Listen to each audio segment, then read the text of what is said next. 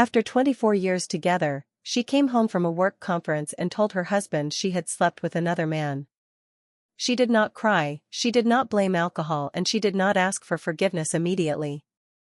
Instead, she said something that unsettled him far more than the confession itself. "It didn't threaten us." Hi everyone, I'm Mia.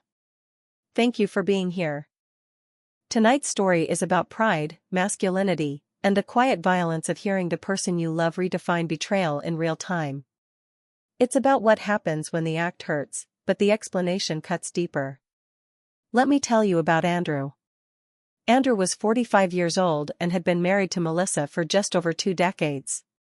They had built their life early, before either of them fully understood what marriage would demand long-term. They learned responsibility together. They made financial mistakes together. They raised a daughter who was now preparing for college. Melissa's work conference was routine. 3 days in another city. Networking events, client dinners, the usual hotel-bar conversations that come with professional travel. Andrew never questioned her loyalty. He had long ago stopped imagining that infidelity was something that could enter their life. When she returned, however, there was a composure about her that felt rehearsed. That evening, after dinner, she asked if they could talk privately. Her voice carried weight. Andrew felt it immediately in his chest, though he could not yet name why. She told him that on the second night of the trip, after drinks at the hotel bar, she had gone upstairs with a man she met there. It had been spontaneous, it had been physical. It had not been emotional. Andrew did not react at first. His body went very still, but he could feel heat rising into his face. His jaw tightened without permission. The image formed in his mind before he could stop it: a hotel hallway, unfamiliar sheets, another man touching the woman he had spent half his life beside. He hated that his first instinct was not heartbreak. It was comparison. Was he younger? More confident? More exciting? Had she looked at that man with a version of herself Andrew had not seen in years? Melissa continued speaking calmly. She said she felt ashamed of the decision, but she wanted to be honest. She said it meant nothing beyond that night. Then she said it. "It didn't threaten us." That sentence settled in the room like something heavy. To her, it was reassurance.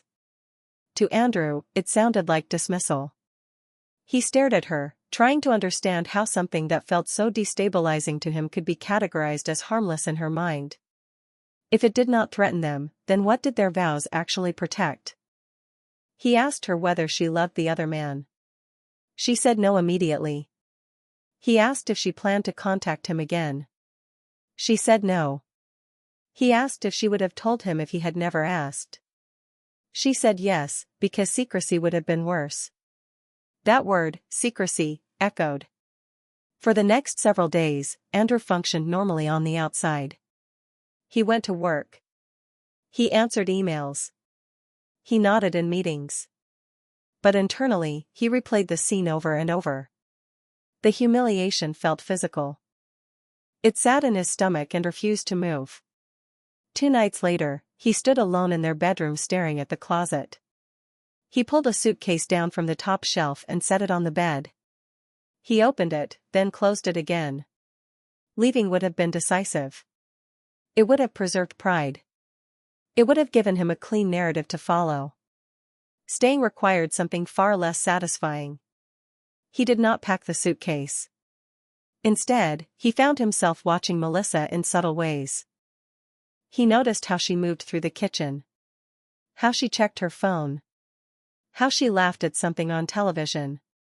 He caught himself searching for signs that this had happened before. One evening, while she was in the shower, he picked up her phone. He had never done that in 24 years.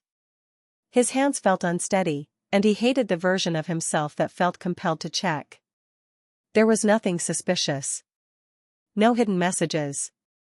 No unfamiliar numbers. The absence of evidence did not erase the image in his mind. A week later, he asked her directly whether it had truly been the only time. She held his gaze and said yes. He believed her. He just was not sure belief could silence imagination. Their conversations grew heavier. Andrew told her that the act itself hurt, but the framing hurt more. When she said it did not threaten them, it felt as though she had decided on his behalf what was significant. Melissa listened, and for the first time her composure softened. She admitted that she had tried to minimize the language because labeling it cheating felt catastrophic. If she called it that, she would have to confront what that meant about her own character. Andrew realized that her calm explanation had not been indifference. It had been self-protection. Still, something inside him remained unsettled.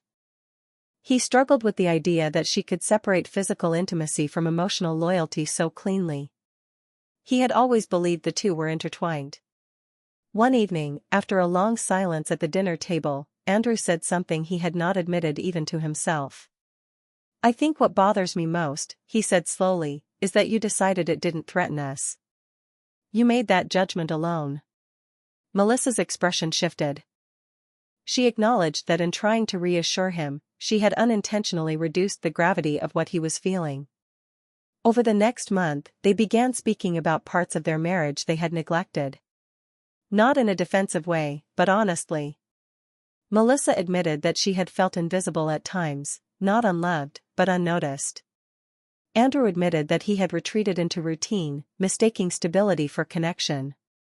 Neither of them blamed the marriage for what happened.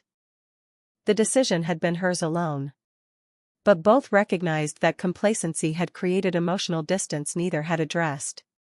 Forgiveness did not arrive suddenly. It unfolded gradually, through difficult conversations rather than dramatic gestures.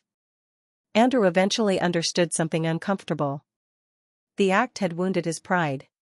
But the possibility of walking away wounded something deeper, the history they had built, the shared years, the life that still felt meaningful despite its fracture. He chose to stay.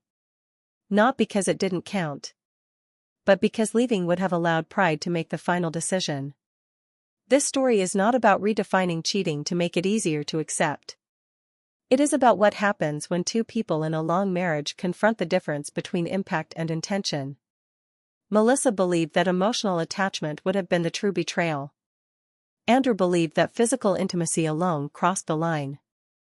Neither perspective erased the pain of the other. What nearly broke them was not only the act, but the assumption that one partner could determine its weight for both. Forgiveness is not weakness. Sometimes pride is far more destructive than betrayal itself. And sometimes the hardest choice is not walking away, but staying and facing what was exposed. Thank you for watching this story. If it resonated with you in any way, I would truly appreciate it if you subscribed to the channel. It truly helps more than you think, and it allows me to continue sharing stories like this. I would also love to hear your thoughts in the comments. Do you believe a one-night stand without emotional attachment is still betrayal? Or does intention matter more than the act? And if you have your own story you would like to share, you can write it in the comments as well. I read everything. Take care of yourselves and see you in the next story.